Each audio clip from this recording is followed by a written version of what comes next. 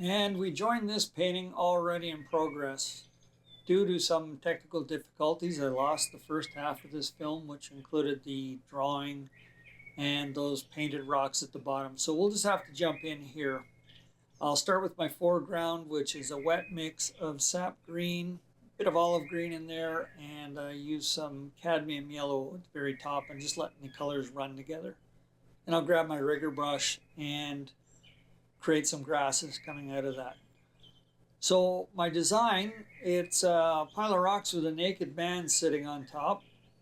That little pile of rocks over to the right is pushed back a little bit into the distance, so I'll be painting it more blue than the main stack of rocks. Should note I'm using 140-pound hot press paper here, and my board's on a very slight tilt. So with hot press paper being smooth, I'm able to work the paint, which is fun.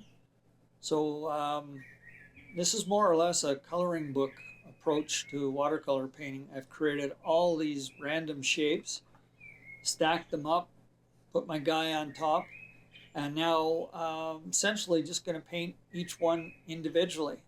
So it's the same process for every one.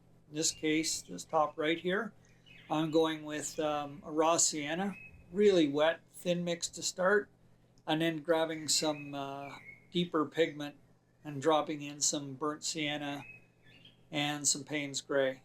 And when I say dropping in, I really mean dropping in. I'm just loading up my brush and tapping the page and seeing where the colors go. And so once I get one rock painted, I'll move over to a dry area and start another. Same thing here, really wet mix, and then I will drop the colors in. I've decided that my light is going to be coming from the upper right, so the underside of each of these rocks, I'll be adding a little, some darker colors,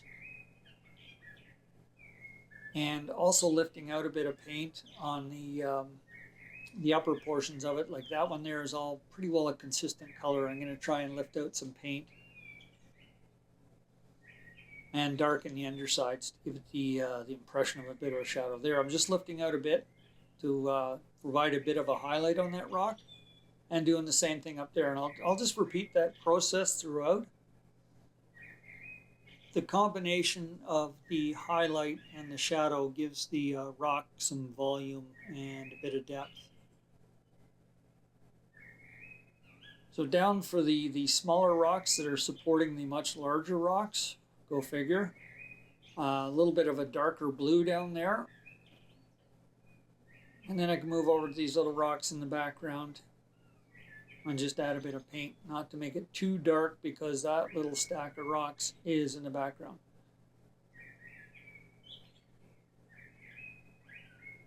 But I can't seem to leave them alone for some reason.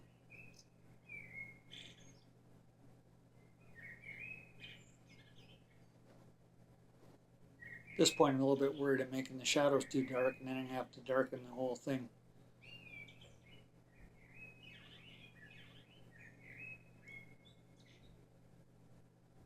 And if you have a keen eye, you might note that the little stack of rocks in the back takes on some human characteristics.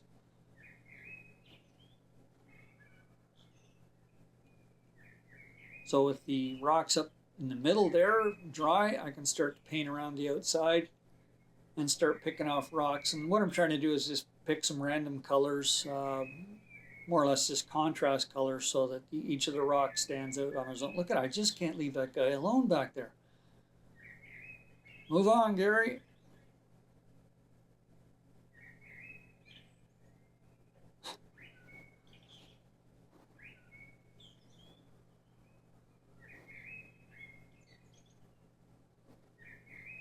Talk about overworking.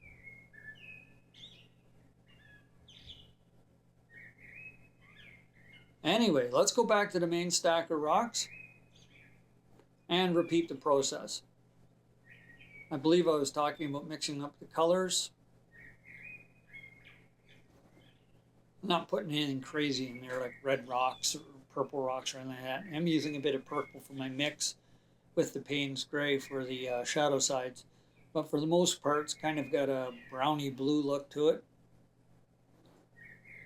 And again, just going around and picking off some of the smaller rocks.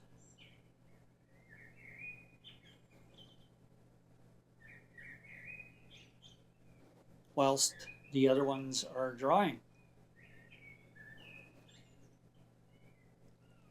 That's a tiny little brush, and I'm just working some shadows in. And making that pile of rocks give the illusion that there's some rocks in behind supporting it as well. Give it a kind of a 3D feel.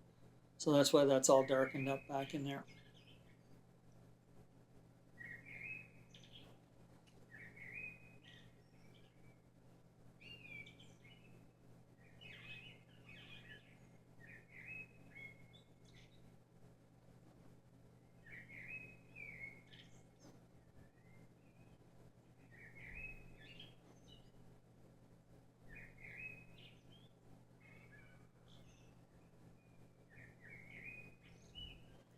One of my earlier videos, again, this one is from quite a while back, with the sun hitting the board, someone had mentioned that the light was a bit distracting. So I've actually taken a bit of this video out as the wind started blowing, the leaves got a bit crazy, and I had quite a bit of flickering going on. So I'm going to delete a bit of the video. No great loss though, because it's essentially just repeat, repeat, repeat for each and every rock until you get around to the end, and then you ink the guy in and your painting's done. So I'll stop talking and watch the process here.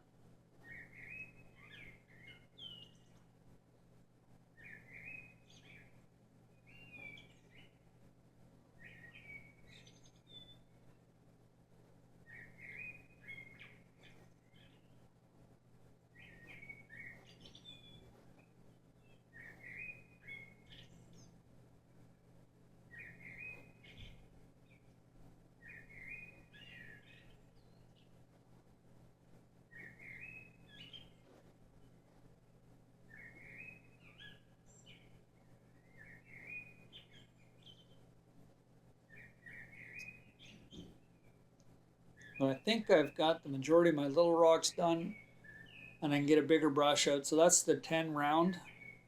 Obviously holds a lot of paint. Did the white undercolor of it, light wash of undercolor.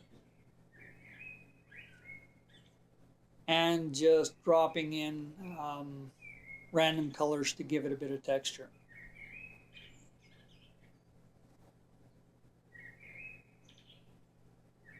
Part of the challenge with something like this is giving each of the rocks character without, well, when you're painting individually, coming up with character for each of the rocks. There, I just edited out the crazy sunshine and the flickering leaves, and now we can get around to inking the rocks. That's a Lamy Safari fountain pen, and that is the medium nib. And in this case, I'm using Diatramentive's Archive ink.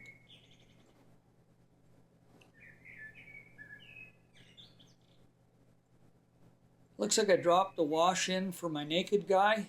My naked man colors are a bit of yellow ochre, a bit of orange, and a little bit of blue. And of course a bit of red in there as well. I'll tell you where I put the red. And there, we'll get him inked in. Put a little bit of shadow on him as well. I mentioned that my light's coming from the upper right. So we'll blast through this tidy up bit.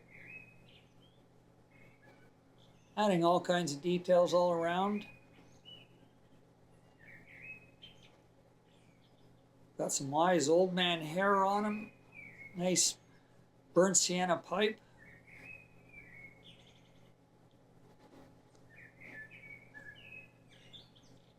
And that should about do it. Get this guy signed, get the tape off. There you have it. Naked guy on a pile of rocks. Thanks for dropping by, and we'll see you again soon.